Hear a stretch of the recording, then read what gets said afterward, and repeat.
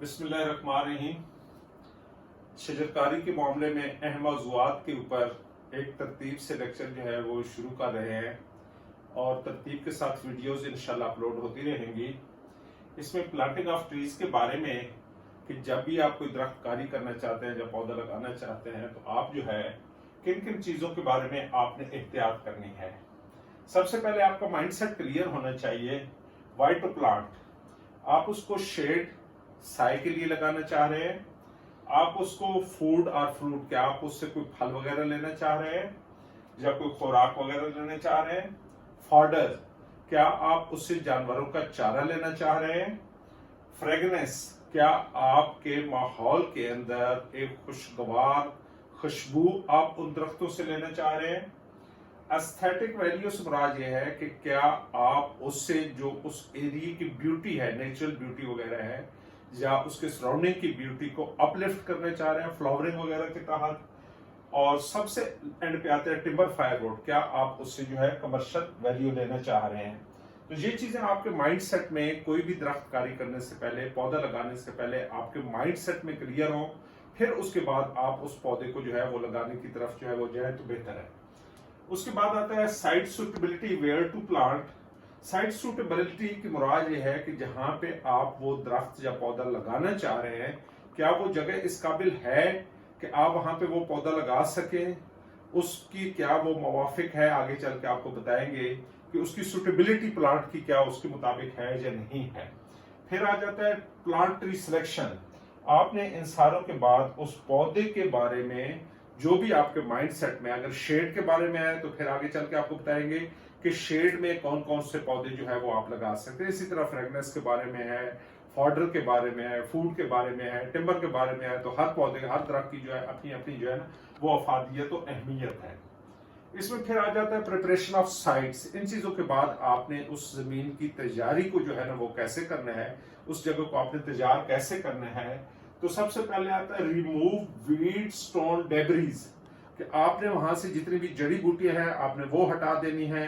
उसके बाद स्टोन्स वगैरह, बिलमूम बिल्डिंग्स वगैरह को बुजवार में बनती हैं, जो कुदरती तौर पे जमीन के अंदर पत्थर वगैरह मौजूद होते हैं, तो वो उस गड्ढे के अंदर से या उस जगह से ट्रेंच अगर लगा रहे हैं, नाली वगैरह लगा रहे हैं, तो उसे वो निकालेंगे। और डेब्रीज वगैरह जो है, कोई चिप्स वगैरह हैं, कोई मुठियां वगैरह हैं, कोई ऐसे पौधों की जड़ें वगैरह हैं जो वहां पे यानी उसको मुवाफिक नहीं है, तो वो डेब्रीज वगैरह वो सारी चीजें आप लोगों ने निकाल देनी है।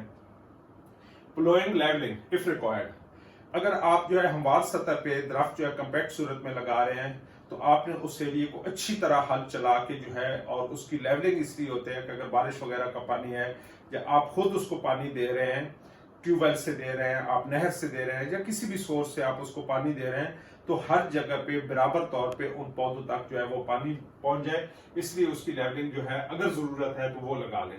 पिट डिगिंग, इसमें large size pits to adjust roots.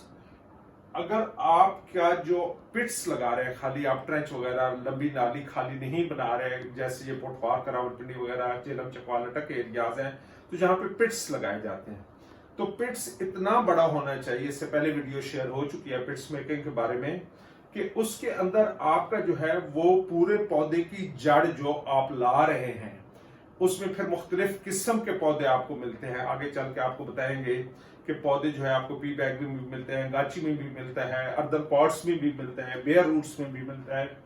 तो वो जो उसकी जड़ें हैं वो सही मायने में जैसे वो फैली हुई है वैसे एडजस्ट हो जाए, वो जड़ें आपकी सुकड़े नहीं, गड़ा कम से कम आपका इतना बहुत जरूरी होना चाहिए।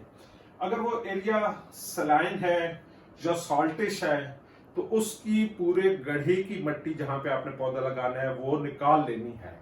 वो निकाल के उसकी जगह पे आपने स्वीट साइल, उसको बोलते हैं स्वीट साइल, ये है कि आप जो है सिल्ट, जो खालों वगैरह की दर्जा की जो मिट्टी होती है, व्हाइट कलर की तकरीबन ये मिट्टी आती है, व्हाइट ब्राउनिश टाइप की मिट्टी जो है, बड़ी भुरभुरी और बड़ी यानी कि ताकत वाली मिट्टी होती है, जिसको भल बोलते हैं, वो आप जो है डालें।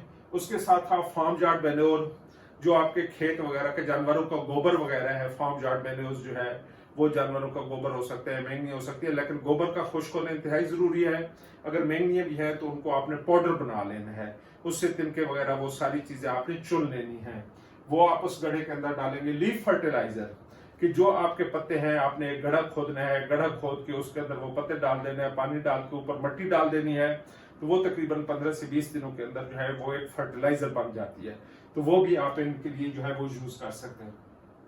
प्रिपरेशन ऑफ सुटेबल पिट्स, ट्रेंच, बंद, अगर आप जो है यानी उसके लिए जो सूटेबल चीज है, आप जो पौधा लगा रहे हैं, जिस लोकेशन पे लगा रहे हैं, उसके लिए आपका जो ट्रेंच, आप ट्रेंच भी बना सकते हैं। आप ट्रेंच जो है नाली होती है, आप जो है बंद एक मट्टी साइड से इकट्ठा करके आप जो है माउंट जो है वो बंद भी बना सकते हैं। और पिट्स का ऑलरेडी आपको खड्डा वगैरह, गड्ढा वगैरह जो है वो भी आप बना सकते हैं। अरोडेड एरियाज, अरोडेड एरियाज वो होते हैं जो हमारे रावलपिंडी वगैरह, झेलम, चकवाल, अटक, पोठवार के एरिया हैं जिनमें मिट्टी के पहाड़ हैं, बारिश होती है और वहां से ऊपर से वो बारिश के पानी से मिट्टी बह के नीचे चली जाती है, तो उनको जो है अरोडेड एरिया जो कहते हैं, जमीन की कटाव वाले इलाके।